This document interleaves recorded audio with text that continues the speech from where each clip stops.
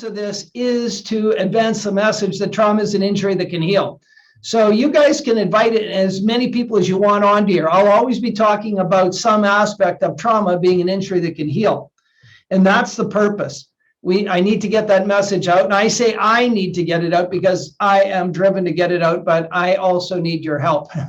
So it's now we need to get that message out that trauma is an injury that can heal. And I'll talk extensively over the episodes, over the sessions about why that's the truth.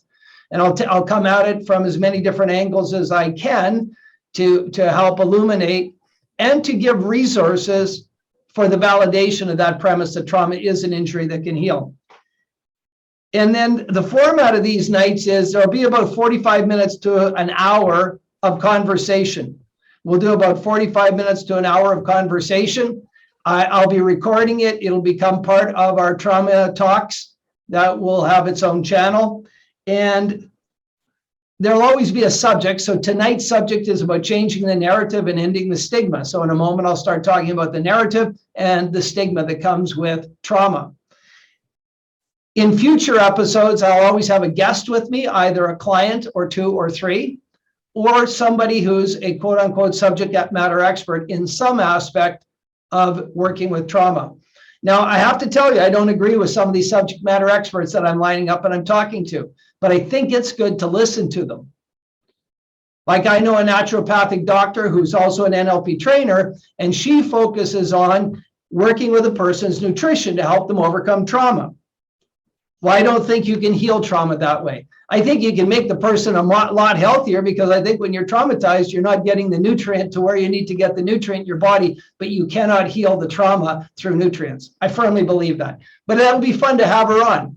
I think you have to heal the emotional trauma first, and then you really have to help the person with nutrition to get where they need to go. And you also, it's just the same as I don't believe you can heal trauma with yoga specifically.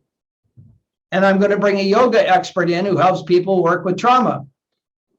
But I don't believe you can help somebody or cure trauma with yoga. However, the body does keep score. So when you release the emotional trauma, damn it, you need the yoga. And like Bessel van der Kolk said, we'd be a lot better off if we turned all the pharmacies into yoga studios. We'd have a lot bigger impact on the world.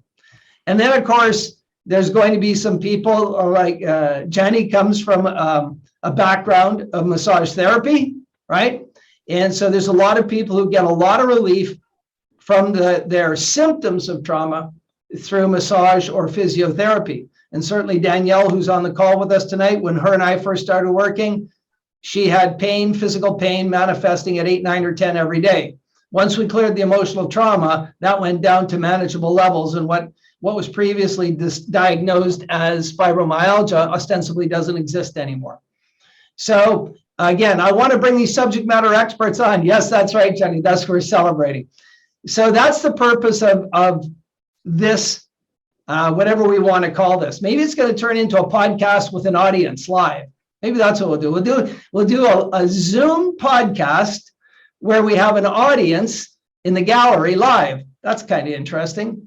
We'll one-up Joe Rogan on that one. Woo! But yeah, that would be fun. And again, we'll always have a guest, either a client who can share their experience, because nothing is more powerful than another person's experience, or a subject matter expert. And then we'll leave anywhere from 30 to 45 minutes for questions and answers, because I could probably talk for 10 days straight about trauma and still not answer the one question you have in your mind. But as soon as you answer that question, everybody else who's listening in real time or might view this down the road probably has the same question. Part of my education was in a liberal arts format, where we believe that all the answers reside in the audience, with the people in the audience, and the role of the person at the front of the room was to ask questions to get those answers out. The skill at the front of the room was not having all the knowledge in your head, but to ask questions to bring it out of the group in front of you. So I really welcome questions, as crazy, as hard, as wild, as provoking as you feel fit to ask. Bring it. All right. So that's the format for Trauma is an Injury That Can Heal, the Trauma Talks. And even though Danielle doesn't know it, she actually may be our guest client tonight, right? Because she is here. And and she is a very successful trauma client. And so we may lean on her a little bit for some client feedback if she's willing to do that. I haven't seen her come up in the chat yet, but I'm sure she will.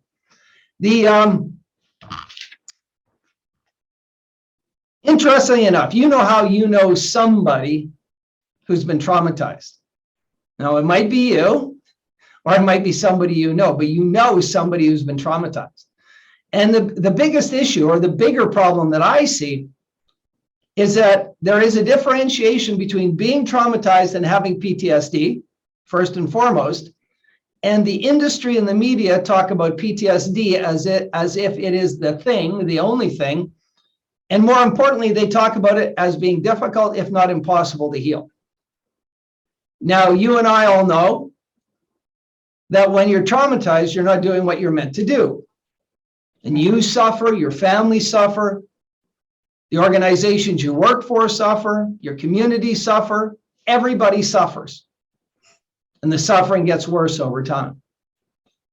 And so I ask everybody to imagine a world in which a person who is traumatized can get access to a trauma intervention that overcomes the trauma quickly, literally in weeks, not months, not years, without medication and without re-experiencing the trauma. And that's the world we live in. That's the reality we find ourselves in today. The most current information on the reconsolidation of memories tells us that we can disconnect the triggering mechanisms inside the traumatic memory, and through the process of reconsolidating that memory can go into long-term memory, long-term storage, and no longer be triggering. Imagine what that could mean to a person who is traumatized. And it doesn't matter when the trauma happened. It doesn't matter if it happened when the person was 2 or 12 or 22 or 32. We can heal all those traumas. And some of you should be asking, prove it, right? Now, I don't have empirical evidence, hundreds of people with random controlled trials and wait lists and all those things. I have hundreds and hundreds and hundreds of anecdotal pieces of evidence, hundreds and hundreds, and I've trained over 150 licensed mental health care practitioners to do this protocol. Some of them work with 100 clients a year. So you do the math. The one clinic that I trained all the staff in Orlando, Florida, literally run at about 200 clients a month and have for the last 4 years. All right. The empirical evidence is coming from an organization called the Research and Recognition Organization, and it leans heavily on the work of Karim Nader. So if you want to research the reconsolidation of memories, I encourage you to look up Karim Nader, N-A-D-E-R, at McGill University, Reconsolidation of Memories. Now, we're not the only people that are using this information, this understanding of memories. The people using ketamine are using the reconsolidation of memories. The people who are using MDMA as the therapy are using the reconsolidation of memories. The people who are doing psychedelics are using the reconsolidation of memories. The doctor in Holland who is using the drug, the surgery drug, help me, propranolol. It is a drug that they give after surgery, induces a euphoria, is invoking the reconsolidation of memories. Any therapy that works, it is my opinion, strong, that any therapy that works is in fact using the reconsolidation of memories. So when cognitive behavioral therapy works, and it works very rarely, it is because the person has altered the memory, and when the memory was reconsolidated, it went back and was no longer triggering. The same with prolonged exposure or EMDR or cognitive processing therapy or dialectic behavioral therapy. When any of those therapies work, and they do work from time to time, they work because I believe they have invoked the reconsolidation of a memory in a state that's no longer triggering. Now, I don't know any other group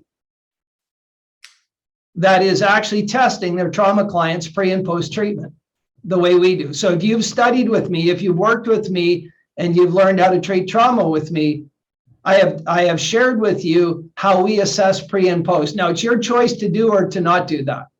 I highly encourage you to do it because it's the most massive differentiator you can get from everybody else.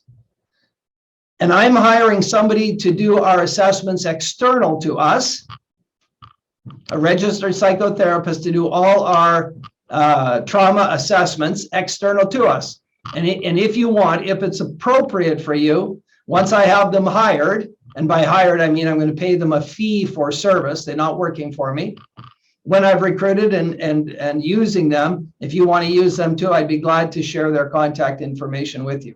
I think it's important that we become people, that we become clinicians. If I could be so bold as to call myself a clinician, because I'm a life coach, not a mental health care worker, that we actually use rigorous, widely recognized, internationally standardized trauma assessments. And the trauma assessment we use as the primary one comes from the Veterans Administration, and it was written by the Grand Dame of Trauma up to this date, maybe not in the future, but today. Her name is Edna Foa.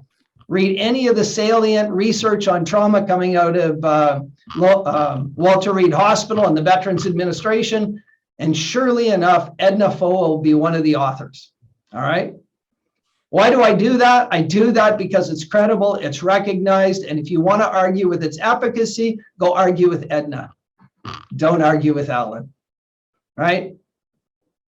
And I don't know of another clinician where I live or within an hour of me that actually subjects his or her practice to external scrutiny. And that should tell you something about how confident is what we're going to share together over the next couple of weeks. And again, those of you who have trained with me already know what I do. All right. So the only commitment I ask of anybody, is to be open to the possibility that trauma is, in fact, an injury that can heal. Now, I know all of you guys are here tonight, so you're open to that possibility. But when you're talking to other people, I want you to ask them to be open to the possibility that trauma is an injury that can heal. Because as soon as you do that, as soon as you take that premise that trauma is an injury that can heal, things start changing. Things start changing really, really fast. Right? Things start changing really fast. And that's a good segue into the narrative and ending the stigma. Now, everybody has a backstory. I haven't put my backstory to the camera yet. So Danielle, I'm going to put my backstory to the camera tonight. All right. People have got bits and pieces along the way, but who knows? I believe in my heart and my cognitive mind that I was suffering fairly significant PTSD in the early 90s. I believe that to my core. Why do I believe that?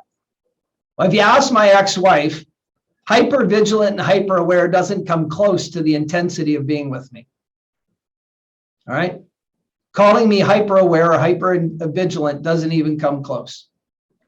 Talking about being moderately aggressive and moderately irritable does not come close to how triggerable I was. And my triggering was into action. I didn't wilt when triggered. I grew and got mean. Right? I triggered in a different way. And I wasn't that way when I met my wife. When I met my wife in the early 80s, I was a party animal. I was the life of the party. I was the laughing guy, the smiling guy. All right? Not all the time, but most of the time, I was a nice guy. But by the early 90s, I was not a nice person. I was okay socially, but boy, triggered, I was not a nice human being. Right? You lost? Now we know that some of the symptoms, and I'll go through some of them tonight, that some of the really rigorous symptoms of PTSD include the inability to sleep through the night. Now, I could always fall asleep. This is a gift I've had since I'm very young. When I was a competitive skier, I could go down to the parking lot, sleep 30 minutes between runs, go back up and take another run.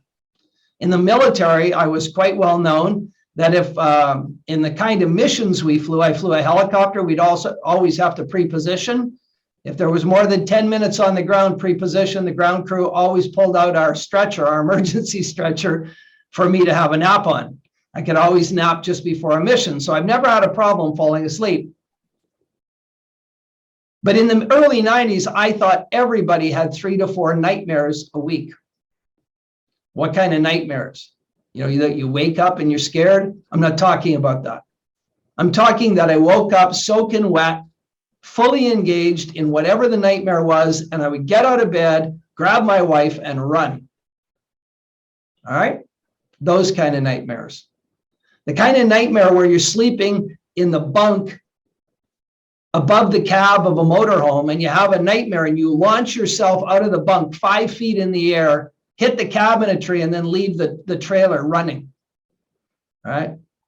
And anybody who knows trauma knows that what I'm describing are hallmark signs of PTSD. Hallmark. And so my solution was to drive myself harder. Push and push and push. And that journey cost me my first marriage. And instead of getting help, I just went deeper and deeper into the storm. Right? Deeper and deeper into the storm. As a business guy, as an entrepreneur in the 90s, I was legendary for not sleeping. I'd go 4 or 5 days with 3, 4, 5 hours sleep a night, take on bigger and bigger and bigger projects in my life, in my family, buy homes, renovate homes. I was the president of the Montessori Society. I was the president of the Gateway Society for Autism. I was building schools. My solution to my emotional malaise was to push harder. Well, you can only keep that one going so long, right? And so when I came to the juncture in life, you know, call it a mid-age crisis if you choose, at 48 years old, I went back to school to become a humanitarian worker. That makes a lot of sense, huh? You've got trauma, you're a freak show, so you decide to go to school, get a master's degree, and go work in the humanitarian world. 2004, I found myself in Iraq for 105 days. And every morning we got mortared, and every night we got mortared, living in the green zone. Once or twice a week, I'd have to go out into the red zone and pick up my peers, bring them back into the green zone so we could work. I did that for 105 nights. 2005, I was in Uganda working with an organization to build capacity, a young person's organization. They were doing conflict resolution training in schools. And I was in Uganda during a cholera outbreak. In 2008, I ended up in Kenya after the post-election violence. You can Google the post-election violence of 2007. And when I say violence, people were hacking each other up in the street with machetes. Tribe on tribe, 2007. 2009, I was in Somalia, right? In 2010, I came home. So clear my trauma, think I've got it all grounded. In 2019, I'm doing a training in Parkland, Florida. Now, Parkland, Florida, you guys may know that in 2017, a kid walked in a school with an automatic rifle and shot the school up. That whole community is still traumatized to this day. So I'm doing a training and I'm at the front of the room and I go to tell a story and I have a complete emotional breakdown.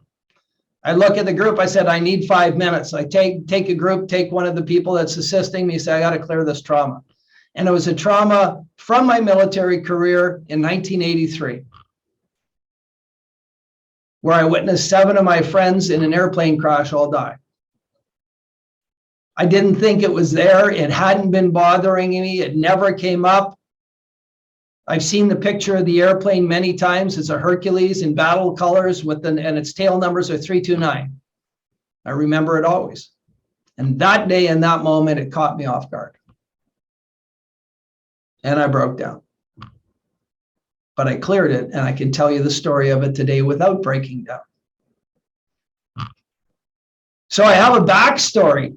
And I'm lucky that way because I wore a uniform, right? So when I stand in front of other uniformed people, I have a backstory. But we all have a backstory if we want to be honest about it. You know, we'd be lucky to think we got all the way to however old we are and hadn't experienced something that borders on trauma. Not PTSD, trauma. Trauma is an event that can be life-threatening or very scary. And I like to add this part to the definition, which is not part of any formal definition, but significantly abnormal to your life experience, such that your amygdala gets involved. That's what I really think is a defining piece of trauma that people don't speak about. So like if you grew up in the gangs in part of like down in the east side of Vancouver, right? If you grew up part of a triad gang or the Filipino gangs, or if you're out in Surrey, part of the Indian gangs, your normal is different than a person who grows up in Rosedale in Toronto. So something that happens inside one of those gangs may not be traumatizing for the gang members because it's not abnormal enough to the background activity of the gang. But had that happened to the person who grew up in Rosedale, I'm pretty assured that they would be traumatized by what they witnessed. And let me be even more clear. If I take 100 people, if I randomly select 100 people and take them into a post-conflict or a humanitarian emergency situation or a post-conflict situation, like Uganda, like Somalia, like Iraq, and we witness something horrific, 20 of the people will just make sense of it. They'll learn from it, they'll deal with it, they'll make sense of it, and they'll move forward. That's one end of the spectrum. At the other end of the spectrum, 20 people will be so negatively impacted, we'll probably have to get them out of there within a couple of days. And the 60 in between will be impacted in a continuum. And that's how trauma works. All right? The thing that traumatizes me may or may not traumatize you. You may have seen and heard and felt things that I couldn't ever possibly deal with. And I may have seen or heard or experienced things that you couldn't comprehend because they're so far out of what's normal for you. They're so abnormal that they would traumatize you. And so in our practice of trauma, I like to say, and I would encourage you to understand this, that the smartest mind in the room when you're sitting with a client, when, as we say, you're holding space for them, is their unconscious mind. And so when you ask their unconscious mind, were you traumatized in this event? If they say yes, then you treat it as a trauma. Because you have no other way of knowing where they are on that spectrum of the 100 people, other than to ask them, were you traumatized? And I'm always surprised. Some of the things that some of my clients are traumatized, deeply emotionally traumatized by, I can't fathom them. I can't understand them as traumatizing. But it's not for me to understand. It's not for me to know. It's for them to know. And so we treat it as trauma. We treat it as trauma. And so here we are now with the idea of the narrative around trauma. I think that the language around trauma is inappropriate. We wield the words post-traumatic stress disorder and the acronym PTSD too freely. I believe we wield it too freely. It is a disorder that comes sometime after being traumatized because you don't deal with the trauma. And it is one of many disorders that can come up when you don't deal with a significantly emotional trauma. It would be like having a broken bone, a compound fracture. Compound fracture being a broken bone that the break is exposed and not treating it. Well, you could have a whole bunch of bad things happen after that. If you don't treat it, it might set wrong. It might set at an angle. You might lose partial use of your hand. If it's a compound fracture that's open, you could get all sorts of nasty infections. But they come after the break.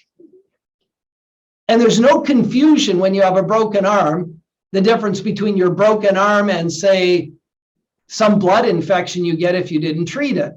There's no confusion between the broken arm and how it sets inappropriately if you don't have it set properly. Everybody in allopathic medicine knows that separation. But when it comes to trauma, we talk about it as if it's this amorphous, one size fits all thing, and it's not. So in our practice, the trauma is an injury that can heal, has nothing to do with PTSD. I'm not saying PTSD is an injury that can heal. The trauma that precedes the trauma, the trauma that precedes the disorder can be healed. And that is a 100%. That is a 100%. When you heal the trauma, then the disorders, including PTSD or fibromyalgia or anxiety or depression or any of the other disorders, often disappear, dissipate, they're gone. And if some of it or all of it still exists, then you deal with that differently. So changing the narrative. PTSD is a disorder that occurs over time after you've been traumatized. In our practice, we always go after the root cause of the trauma or the root cause of anything else in a person's life. We're always interested in the adverse childhood events because they set a person up to be traumatized. The literature is pretty clear. If we go back into the field with that 100 people and we do the adverse childhood experience survey on them, those people who respond to the incredible event by making sense of it have few, if any, outstanding adverse childhood experiences that are open. And those 20 who are radically impacted, who have to be medevac, all have unresolved adverse childhood experiences. So in our practice, we believe trauma is an injury can heal, and we prove it every day with our clients because we're interested in the root causes. And we understand that to heal a trauma, you must set the conditions for success. And those include understanding what the root problem is at an unconscious level, well beyond the presenting problem. Now, you guys all know who've trained with me and who've worked with clients, the presenting problem's never the problem. If the client can tell you what the problem is, that ain't it. Now, in fairness, Terry, you might have clients who come in as a naturopathic doctor and what they say is wrong is actually wrong. But I'm going to suggest to you that most clients don't know what's wrong, right? And that is the real gift of any clinician in any practice, whether you're a naturopathic doctor, an RMT, whatever you do.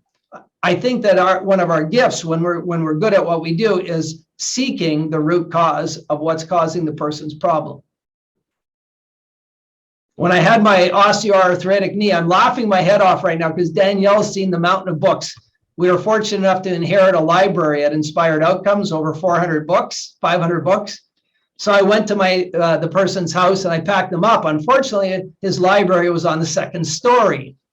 So I packed up these 12 boxes of book. The average weight was 60 pounds per box. And I walked down 3 flights of stairs to my car and loaded them up, then hauled them into the office. Now, if you have osteoarthritis in your left knee, you probably shouldn't have done that, right? I don't have any knee discomfort because the osteoarthritis was a symptom of something else. I went to the doctor and said, I've got a really sore knee, but the problem wasn't the problem. Had I taken that doctor's solution to my problem, I'd still have a wrecked knee because what they wanted to give me cortisone. I don't even know what cortisone does. It probably lowers inflammation and pain, right, Tara? Is that what it does? Yeah. And they wanted to give me non-steroidal anti-inflammatory drugs like Advil or stronger, and they wanted to drain the knee with a big damn needle. which I wisely did not let them do any of the above. Yeah, there you go. You know that. And so what point am I making? I didn't know what the issue was. I had to go to someone really smart to find out what the issue is. Who did I go to who's really smart? One of my holistic friends who told me I had an issue with feminine energy in my life, so I better deal with it because it was preventing me from moving forward. And I did. So why do I tell you all that? Because trauma is an injury that can heal. We need to find the root cause. We need the root cause. Hey, and we all have root causes, right? Doesn't matter what family you grew up in. I don't care if you grew up in a Finnish family, First Nation family, Chinese family, Italian family, doesn't matter. We all have stuff happen in our family life, right? So we need to find the root cause. We need to find the root cause. Now, unfortunately, as soon as you get diagnosed as having a disorder, PTSD, you now have a label. I don't like labels. I hate labels. Labels are just labels of labels, right? So when somebody says you have PTSD, they've now labeled the symptoms that you gave them with their label. And the labels you had, so I have, I don't sleep well as a label for not being able to fall asleep and having 3 to 4 wake-ups a night and only sleeping 5 hours. That's a label. So labels are just labels of labels of labels. And I wonder out loud, and I wonder publicly, who does the label serve? Well, if you're a doctor and you're using the DSM-5, the Diagnostic and Statistical Manual, the label is very important to the person who gives the label out because they need it to know what to do next. You cannot prescribe without a label. You can't say, well, I don't know what you have, but here, take all these meds. That'll be good for you. Well, I guess some people, I joke. You can't do that. That would be wrong. So they need a label, and God bless them for doing the diagnosis to come to the label. Does the label help the labeled? Well, I think it does sometimes, huh? Sometimes it gives a lot of relief when we've been suffering a long time and we don't know what the hell's wrong, and somebody says, you have X, it helps. But again, in my simple example of having osteoarthritis, did that label help me? No, it could have killed me or crippled me, because had I accepted the diagnosis and the prognosis, because the prognosis from that doctor was, we'd manage my pain. I had the diagnosis at 64, we'd manage my pain, and at 70, she'd replace my knee. That was her prognosis. Okay, did that label help me? Only that it motivated me to get the heck away from her as fast as I could and seek some more holistic input into what I might do different. So the label did help me in that it scared the pants off me and made me run, right? Now, in our practice, I'm going to suggest to you that the label of PTSD has not helped my clients as much as it has hindered them. How has it helped my clients? It has helped my clients get some support in an ostensibly supportless world. So if you're a firefighter, rather than having to go out on another mission while you're stressed out and you can't function, you get to have a hall pass. You get a day off or a night off or a week off or a month off, maybe a year off. If you're a soldier, maybe you're not going to get deployed again for the short term while you're still disabled. If you're a civilian, it might get you access to some services that you need. But it also puts you in a box. You are now the disabled person. You have a disorder, right? And if you're a police officer, you do not tell your mates that you're struggling and you have post-traumatic stress because you don't want them to know. If you're a firefighter, you don't openly talk about it, despite them having critical incident management teams and all the likes. Most people don't talk about it. In my own experience in the military, nobody talked about it. Nobody talked about it. And I joked when my first marriage ended, I was in a real funk. That was 2006. The summer is 2006. And by the end of the summer, I joked with one of my friends. I said, you know, if you ever want to be alone, I have the ultimate way for being alone really, really fast. I said, get together with 6 of your male friends, have a couple of beer, and then say, hey guys, I'm feeling a little depressed. Can we talk? And like cockroaches, when the lights get turned on, you're alone because guys just don't want to hang around and talk about, hey, my buddy's feeling a little depressed. And that was my joke in 2006, but it's not funny because nobody, don't want to talk about it. That's why Carly Hughes runs that big campaign with, I think it's Bell, right? In the spring. And so there's this massive stigma. At our old office hours, our parking was visible by the main street in Guelph. And some of our firefighters didn't want to come in. They wanted to park their vehicles around the back. They didn't want their vehicles to be seen at our door. That's how powerful the stigma is. Now, at our current office, the police park here all the time for some reason. There's a interesting, I'll use the word interesting, hotel next to us and a restaurant across the street where a lot of commerce happens that's sort of off the books. And so the police are often in our parking lot staking stuff out. So I go out and talk to them, right? Tell them what I do. And when they're alone, all of them say, yeah, none of them will admit they have trauma. And to the point, how far will they go? Well, our treatment costs $3,000, our protocol. And I have a police officer from the Hamilton Police who, rather than go through his medical benefits, paid for it by himself, so it never appears on his record. That's how afraid he is of the stigma. And this young guy, 33 years old when I worked with him, joined the Canadian military at 16, as young as you can. And between his military and his police service at 33 years old, had 26 years service because they overlapped. And he'd been in Afghanistan and he'd lost friends. And he was on the streets in Hamilton, and every time he turned on his light, his chest got constricted. 33 years old, super fit guy. And he would feel this constriction in his chest, and he knew something was wrong. And that was the tip of the iceberg. But he didn't want to go through his system. He never put that receipt into his benefits. He paid for it on his own. That's how powerful the stigma is, right? Because when you have a disorder, you have something wrong with you, right? You have an illness. But if we go play sports on the weekend, if we all got together and did some crazy activity this week, I don't know, if we went on a 50-kilometer outdoor camping cross-country trip that we had to just ski all day, and come Monday morning we could barely walk, we'd brag about it. Weekend warriors brag about their injuries. You ever watch a bunch of guys play rugby, and on Monday, they all have bruises on their face, or they've got a broken arm or something, they brag about it. But when you're told you got a broken brain, you don't brag about it, right? You hide from it. You hide from it. And we've had clients, one firefighter who had a woodworking shop in the back.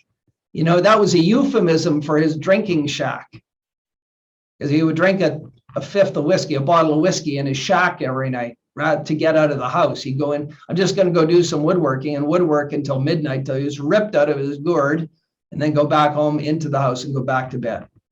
All right. And he was doing that 7 nights a week. We had a different firefighter who had lost 15 pounds. You couldn't even talk to him. He'd break down crying. This guy's 6'2", 212 pounds, 215 pounds, big, strong, intelligent, heroic son of a bitch, run into a burning building to save your butts. And you couldn't even talk to him about his life. He'd start crying.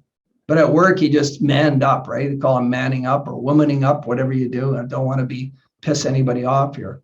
But he would just steal up, pretend he wasn't hurt, and go do it again.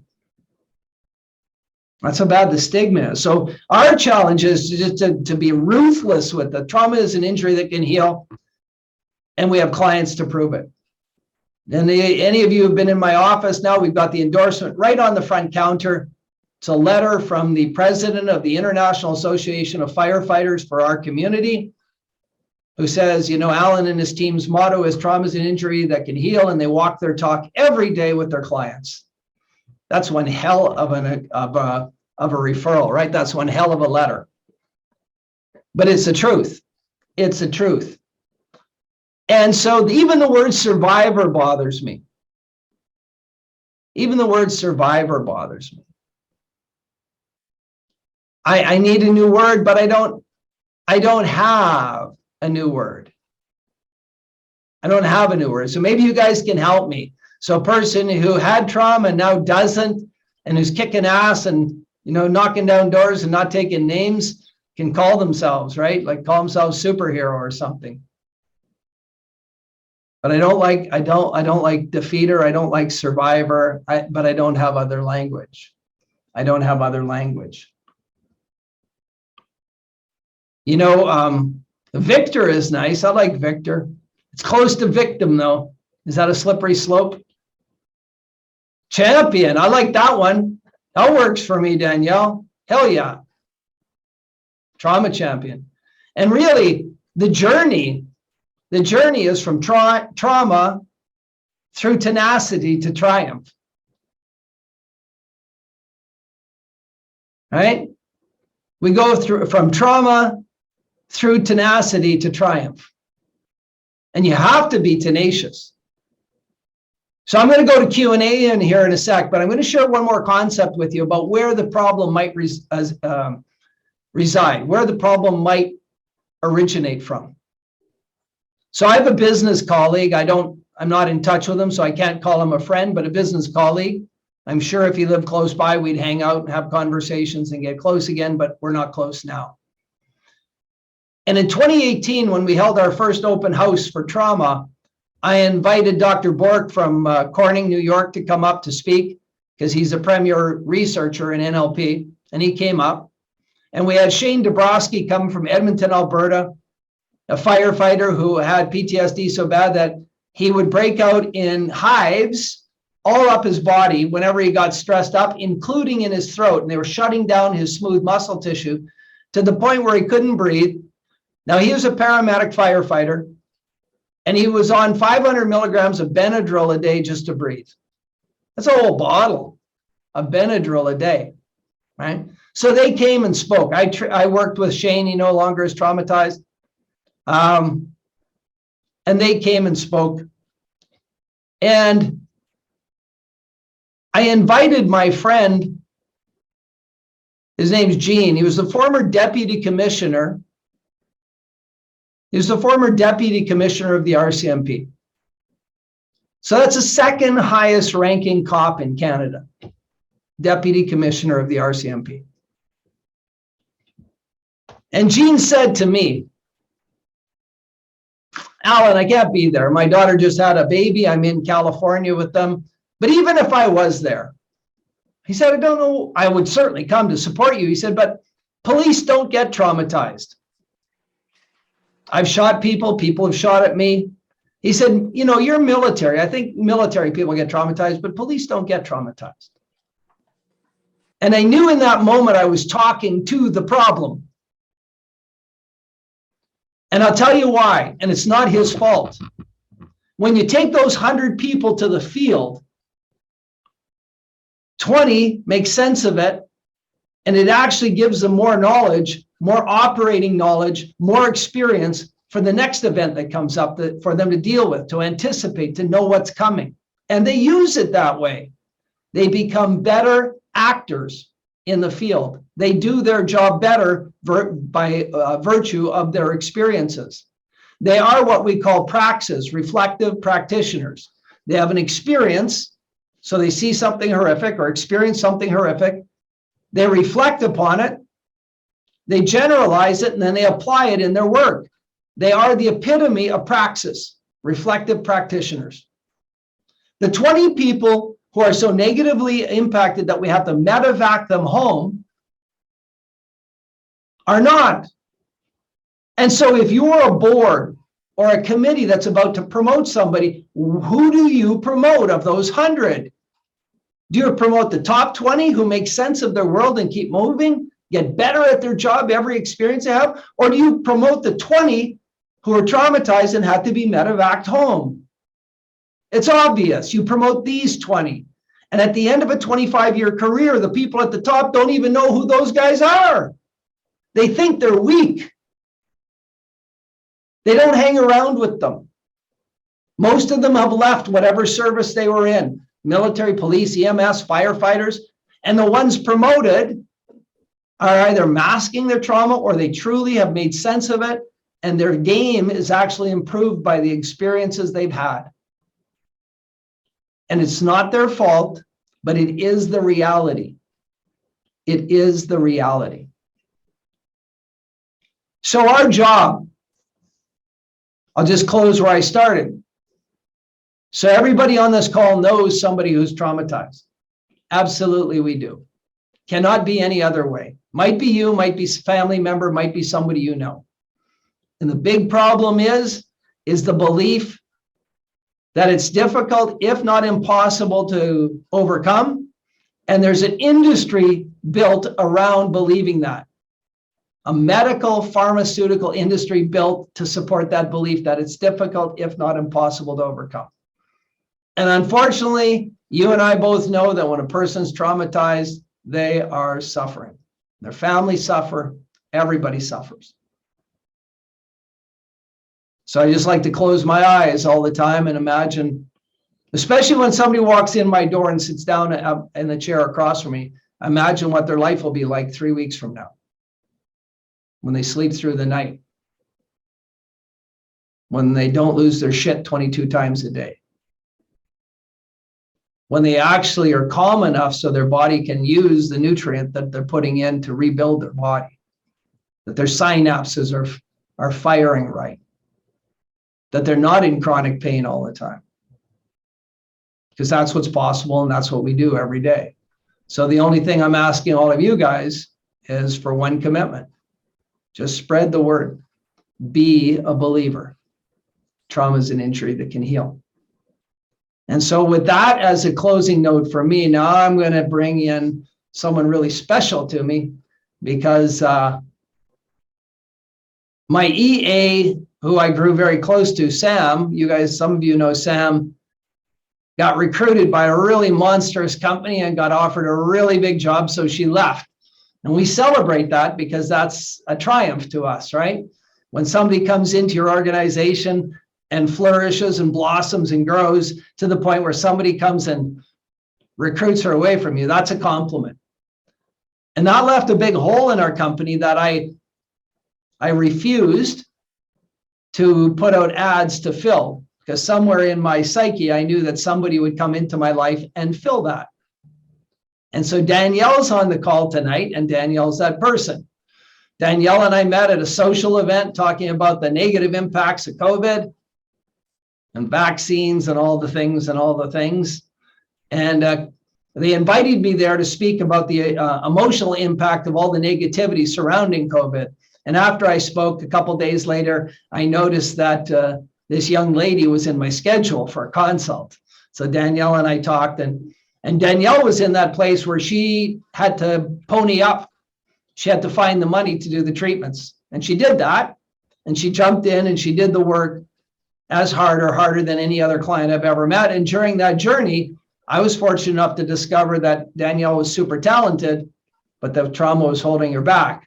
So that when we finished the treatment, finished all the work, I offered her a job. And so the last thing I'll say, and then we'll turn it over to Danielle, is I met her. She was on disability pension and insurance at home, and now she's not.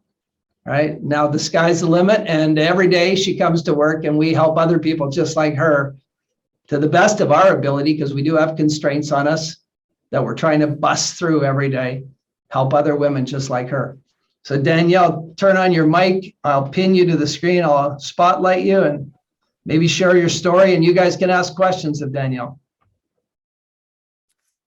Hi, everyone. Yeah, it's one of the things that's so crazy is that you kind of don't even remember what it was like before. You get on. I actually had to look up what the symptoms of PTSD were and be like, oh yeah, I used to be like that. Oh yeah, that used to happen to me. And it's not perfect, but it's turned my life around. I remember doing my exit assessment, and Allen said, well, I have good news and I have bad news. The good news is you don't have PTSD anymore. And the bad news is you're not qualified for your disability. So when he offered me the job, it was a no-brainer to jump on it. I wasn't going to be qualified for disability anymore. So that's really awesome. And being able to actually be part of this and help other people is really fulfilling. And one of the things I really enjoy about NLP is that you find a purpose for whatever it is, your life events or whatever happens. And what I do now has given purpose to everything that I went through.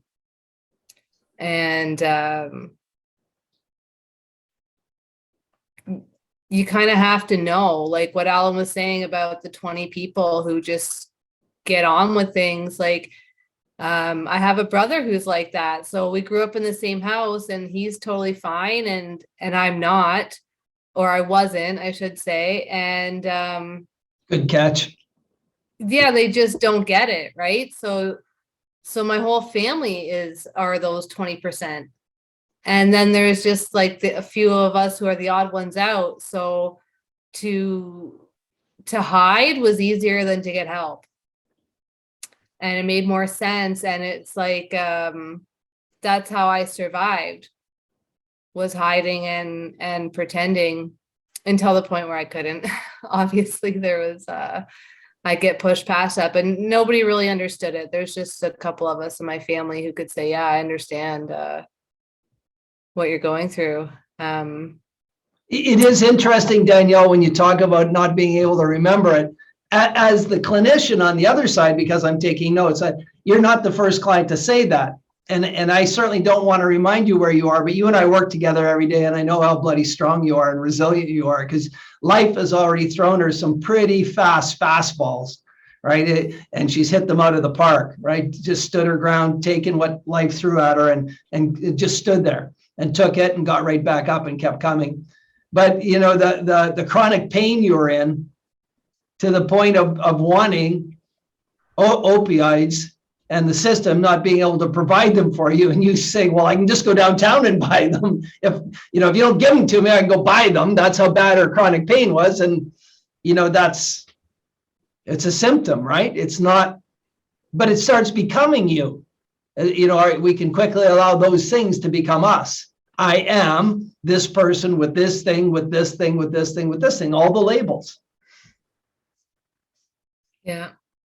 And I think too, the not remembering just goes to show how I have a new perspective on what happened. And I'm telling myself, oh, there's a new story, or there's a new narrator in my brain telling me the story completely differently now. So it's so hard to access, those stories I was telling myself about those events.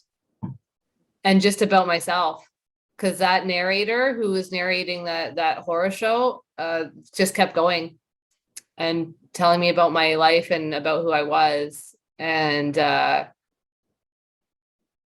kicked that person out, and I have a new narrator and a better experience of life. Yeah, they got kicked off the island. Yes, voted out. Voted out. Weren't pulling their weight. And that's an interesting thing. And we're all writing our own stories, right? We are the author of our story, but when you're carrying trauma, that author is writing out of control. They're not writing a reality. They're writing a dramatic fiction based on a past that is overfiring because of certain brain functions. And I need to stress that I also believe that trauma is your brain's perfect reaction to that or abnormal circumstance. It's not doing anything wrong. It's acting perfectly to an abnormal circumstance. It's just overacting. It needs to come into line a little bit. God bless it for doing that for you, because you know what? Those things that traumatized you in the past, nobody got in close enough to do them to you a second time, right? But now you're resilient without needing to be in high alert, hypervigilance, not sleeping, right? You now have all the strength and courage and defensive mechanisms to cope with, to deal with life. And that kind of story, it's you can't go and get help and say, oh, I have a little sadness sometimes, and every once in a while I have a bad day. Like, they're not going to help you. You have to be the worst of the worst to get on these waiting lists and to have someone take you seriously. So it just, that's such an important point. Trying to get help made me worse. It really made me worse. It made me lose my mind even further. Even I have some physical issues too. And going through the diagnosis process made me worse. It was so terrible and so grueling to go through all these doctor's appointments and have people poke at you and go in this machine and go in that machine, to the point where I probably would have been okay, but going through all that, I had to go on disability. I had 23 appointments in a month. It's like, how do you go to work and pay your bills when you're going through that? And then to get into the trauma group, it's like, how do you prove to someone that you're traumatized unless you freak out? So I'd go to these appointments and lose my shit just so that I could get the help that I needed. And I'm like, why does it have to get so bad? Why do I have to get worse to get better? And then it's so hard to get better because you're under scrutiny of disability and your doctors and everyone, and you don't want to be talk about the ultimate enabling environment. You have to lose your shit to get funding. Now you know that as soon as you don't lose your shit, you're not going to get funding, but you're trying to get better so you don't lose your shit. But if you lose your shit, you're going to lose your funding. What a loop to be in. What a horrible. It's terrible. It's so terrible. You're afraid to smile some days, right? Because then it's like, oh, are you doing a little bit better?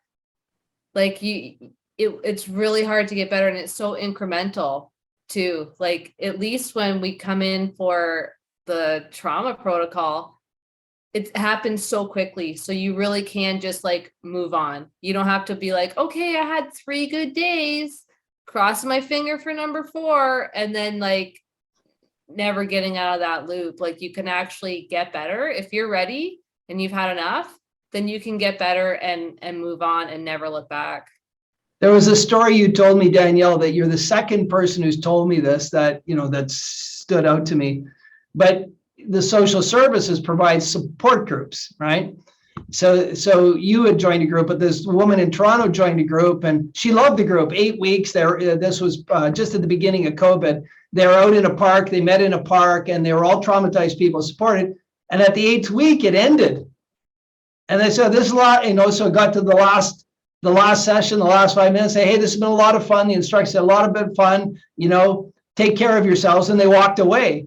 And this woman said, "Here I am in a park in Toronto, having spent 8 weeks with these people, and they walk out of my life, and I'm still traumatized because they're doing some form of whatever therapy, DBT, or some talk therapy, touch group therapy.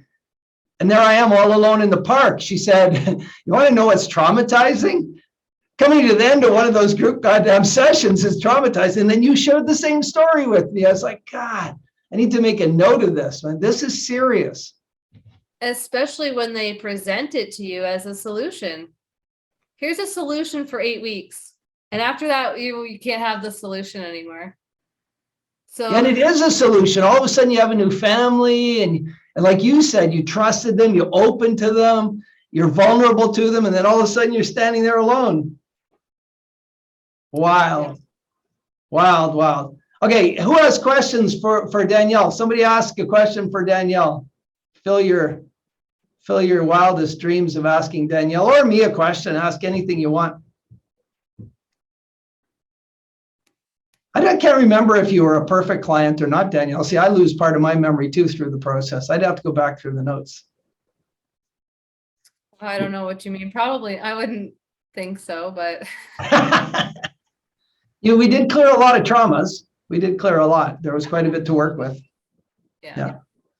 Yeah, I do remember that Danielle was, I wouldn't call her skeptical because she came and paid her money, but she was skeptical at telling me how good she was feeling. You weren't, well, I'm kind of okay. And there was always this hesitation at the end of it for the first 2 sessions or 3 sessions. No, I'm doing good. No, I'm doing way better. I'm doing way better, right? And I think that comes with, when you've been through a lot of different therapies and you feel good for a short period of time and then you tank again, you're always waiting for the other shoe to drop. And unfortunately, I never get to work with somebody who just got traumatized. I get to work with them right now. We always get, because we work with clients who the system has failed them. They come to us because they're not getting the results they want in the system, right? And so all my clients have seen multiple clinicians, right? We're not their first rodeo. Like that young lady that came in today, Danielle, it was just afraid to even come into the room, right? Caroline. I was just going to say, I'm pretty sure the system just fails everybody, having been for like 10 years in the hospital. Yeah. And it's like my ex worked on the psychiatry floor and they didn't even have a therapist. Like their social worker, they lost, they didn't have a social worker for like the last 5 years even. They had nobody. It was like the nurses and they're not trained. And it was like, basically like, here's your meds. Are you suicidal? Have a good day. Like that was it when you're admitted to like a psychiatry floor. And like addictions and stuff like that, it's just like a gong show. It's like I hate going to work now because it like drives me crazy. Well, I think there's therapy by association. If you look at addictions therapy, the literature now says that almost everybody who has an addiction has trauma, right? They're not saying it unequivocally, but I would say it's unequivocal. You've got to be dealing with something pretty bad to do that. And so I think a lot of people who have been successful in addiction, helping people get over addictions, now think they can deal with trauma. And I think that's a leap that's not true. And I think, the sort of the figurehead of that is Gabor Mate, who ran the big addiction centers on the east side of Vancouver and who has now become a trauma guru. Well, not everybody can do what Gabor Mate has done. He is an extraordinary human being. If you watch him perform, if you watch him work with a traumatized person, I think if Bandler and Grinder were starting over, they'd model Gabor Mate. I watched him on stage and he was using the frames we use. He asked the guy a question and the guy didn't answer and he used the as if frame. Well, as if you did know, what might you say? And the guy gave him the answer right away. I said, bloody hell, you're doing NLP, buddy. And but he just naturally would do it, right? So I think that connection that, okay, I've done addiction so I can be Gabor Mate and I can do trauma, I think that is so false. Like that is an incredible human being. He has more gifts, from being a medical doctor and he's so compassionate and he understands the root cause and he understands the power of the 0 to 7 phase more than any medical doctor. And I've never heard any medical doctor interviewed, and I've listened to quite a few, who talks about the emotional traumas leading to all disease. Yeah, exactly. Jenny, exactly. He has been through so much himself, right? So I think that's part of the issue. Like I know I rented out an office to a dialectic behavioral therapist here in town. Now, DBT people think they're good at trauma, because DBT people are good at borderline personality disorder. And the literature says that most people with borderline personality have been traumatized. Ergo, if I do DBT, I must be good at trauma too. That's not true. She was in my office. She rented an office, and a firefighter came to her every 2 weeks for a year to overcome his trauma.